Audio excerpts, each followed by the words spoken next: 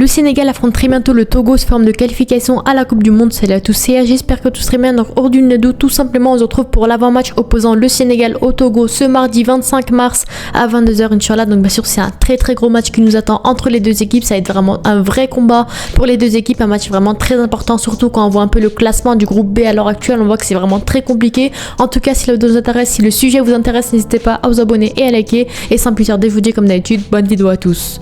Donc quand on voit un peu le classement du groupe B, on voit que c'est vraiment très serré. Ça va être vraiment très compliqué de se qualifier à la Coupe du Monde dans ce groupe là, parce qu'on voit qu'en premier, le Soudan est premier du classement, a réussi à surprendre, à créer l'exploit en finissant premier du classement avec 11 points au total, avec aucune défaite. Le Congo est juste derrière avec 10 points, et bien sûr le Sénégal, l'équipe d'aujourd'hui malheureusement, est troisième quand même avec seulement 9 points. Donc on voit que vraiment les trois équipes, les trois premiers sont vraiment serrés à un point d'écart.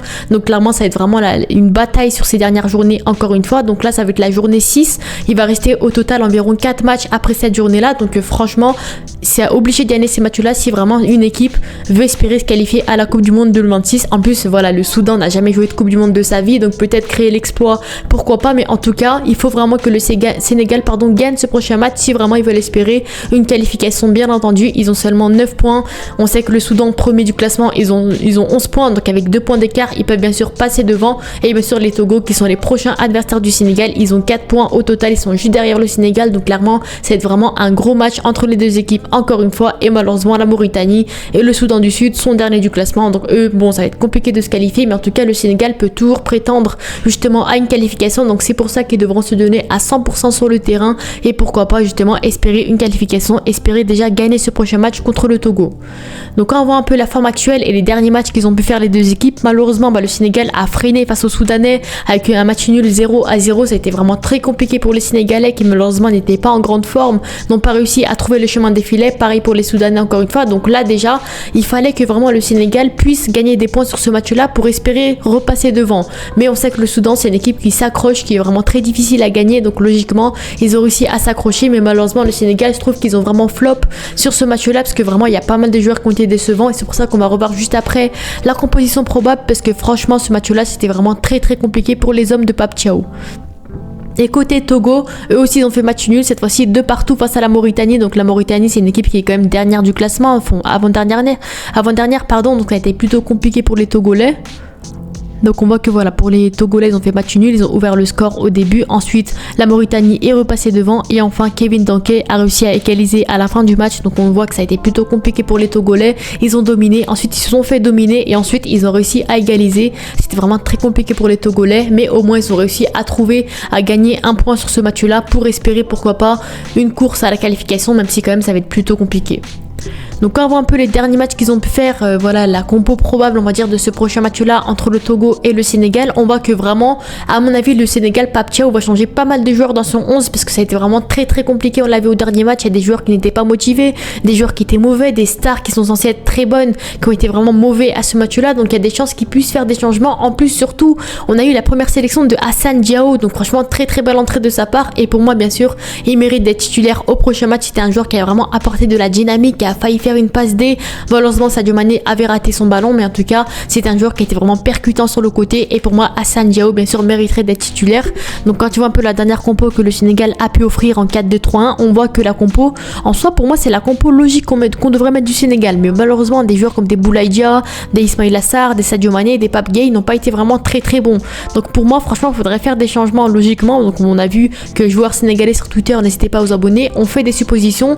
Voilà, quel changement pour la rencontre de ce mardi. Il y en a qui disent que les deux Sarr, Chérif Ndiaye, Boulaye Dia, Sadio Mané doivent être tous sur le banc.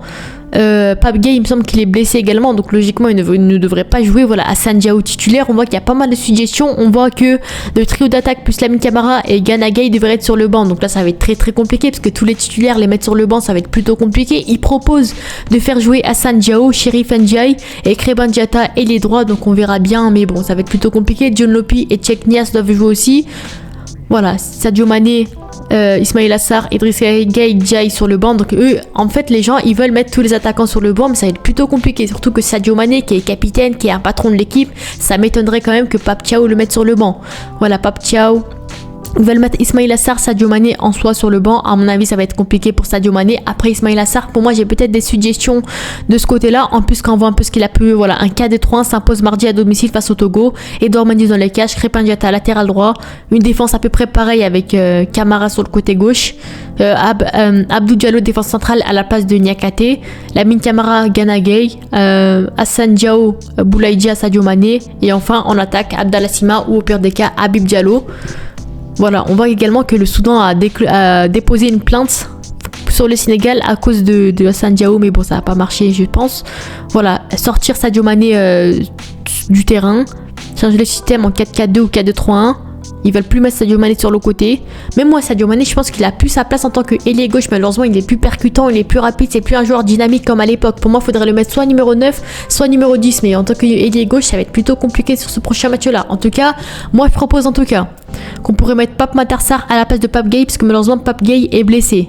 Ensuite, Chérif Ndiaye à la place de Boulaye Dia, à mon avis, qui pourrait être intéressant en tant que numéro 9. Malheureusement, Boulaye Dia qui est très bon à la Lazio en ce moment, qui est très mauvais avec le Sénégal. Hassan Diao, je le mettrai à la place de Ismaïla Sarr sur le côté droit. En tout cas, dans tous les cas, peu importe où tu le mets, je pense que Hassan Diao, bien sûr, a sa place de titulaire dans la sélection. Parce que franchement, vu l'entrée qu'il a faite face au Soudan, pour moi, il mériterait bien sûr ce rôle-là de titulaire face au Togo. Abdallah Sima, pour moi, qui mérite d'être titulaire également. Moi, je mettrais bien sûr Abdallah Sima sur le côté gauche, Chérif Ndiaye milieu offensif et Hassan Diao ailier droit. Ici, je mettrais potentiellement, voilà, Chérif Ndiaye. Peut-être tenter Abdou Diallo, Ilaï Camara, peut-être Ilaï Camara potentiellement pour sa première sélection en tant que latéral gauche, Habib Diallo également, voilà, Chérif Ndiaye milieu offensif, Habib Diallo en pointe, Abdallah Sima à gauche, Hassan Diao à droite. À mon avis, en tout cas, Abdallah Sima, il fait vraiment une très bonne saison au stade de Brest en ce moment, donc pour moi, il mériterait bien sûr ce rôle de titulaire sur le côté gauche. Au pire des cas, Sadio Mané, en tant que milieu offensif qui pourrait être intéressant au numéro 9, mais sur le côté, ça va pas le faire. Pour moi, Abdallah Sima, Hassan Diao sur le côté gauche, ça peut vraiment être intéressant. Mais voilà, pour moi, la compo doit absolument changer parce qu'on a vu au dernier match, c'était vraiment compliqué pour le Sénégalais. Des patrons comme des Gana Gueye, comme des Ismaïla Sarr, des Boulaye Dia, des Sadio Mané qui étaient vraiment très décevants. À mon avis, ça m'étonnerait qu'ils les mettent tous sur le banc. Moi, ce serait la meilleure solution, à mon avis, laisser la chance à Hassan Diao, des Abdallah Sima, des Chérif Ndiaye potentiellement titulaires et voir un petit peu ce qu'ils pourraient proposer. Après, en défense, il y en a qui proposent Abdou Diallo, on verra bien, mais voilà. En tout cas, la défense, pour moi, ça n'a pas plus marqué que ça. Peut-être il y en a qui proposent Crépin Diatta attaquant. Moi, je préfère mettre plus un Abdallah Sima ou un Hassan Diao, ça dépend un petit peu. Dites-moi vos avis en commentaire en tout cas. Et bien sûr, je vous donne mes pronostics sur ce match-là. Pour moi, en tout cas, si Inch'Allah tout se passe bien sur le papier, normalement le Sénégal devrait gagner ce prochain match. Après, bien sûr, on l'a vu face au Soudan que c'était compliqué, etc. Donc peut-être que les Togo également vont s'accrocher. À mon avis, le Sénégal doit gagner ce match-là, peut-être 2-1, peut-être 1-0. Ça va être très compliqué à mon avis. Mais bien sûr, ils doivent absolument gagner ce prochain match-là. Après, les Togo ne vont pas lâcher également. Ils ont une équipe plutôt intéressante. Eux, pour la compo, on a vu qu'ils ont joué plutôt offensif, enfin plutôt équilibré, on va dire, face à la Mauritanie. Là, ça va être le Sénégal, ça va être rien à voir. Donc il y a des chances qu'ils puissent jouer défensif sur un bloc bas. En plus, voilà, il y a des joueurs quand même à surveiller comme Dankey qui est vraiment très très bon en ce moment, c'est un numéro 9 qui est dangereux. Dakonam également qui est plutôt intéressant, les défenseurs également de Retafe qui est plutôt bon. Donc il y a 2-3 joueurs comme ça sur lesquels il faut vraiment faire attention. Et pour moi, franchement, le Sénégal, si vraiment ils se donnent à 100%, s'ils se concentrent et surtout si Pape Thiaw propose une bonne compo, il y a des chances qu'ils puissent gagner ce prochain match là. Sur ce, dites-moi en commentaire, n'hésitez pas à vous abonner et à la prochaine. Ciao.